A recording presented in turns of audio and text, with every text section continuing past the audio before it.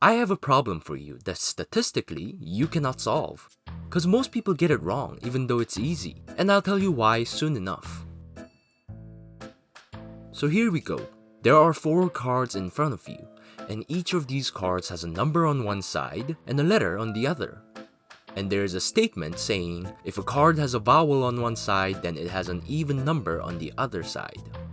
Now, which of these cards do you have to turn over in order to confirm that the statement is true?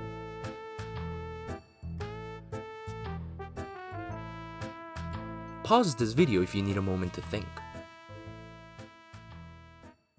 Got a minute? It's about your brain.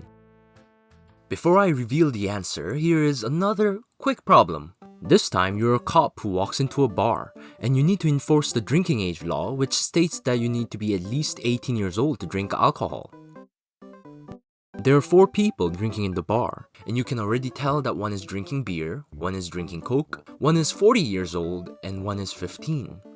Now, which of these nice people do you have to bother to check their IDs or their beverage of choice in order to make sure that no law is being broken out here? Most people get this right. Your cheater detector instinct says that you need to check the 15 years old and the beer drinker. I hope you got that one right, because the first question, well, you might not have. This is what everyone else got.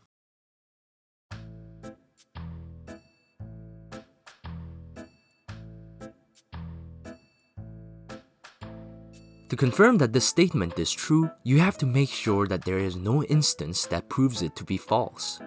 In this case, that instance would be the opposite of the statement. Is there a card that has a vowel on one side but an odd number on the other?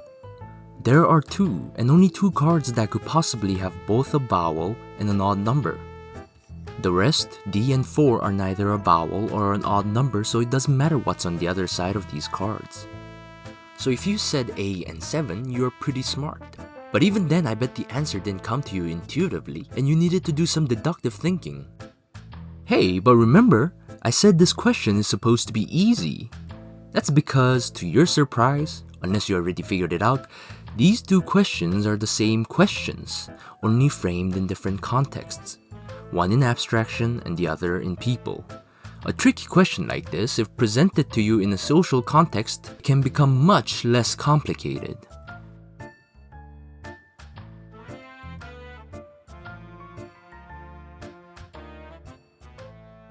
Now you must be asking, why?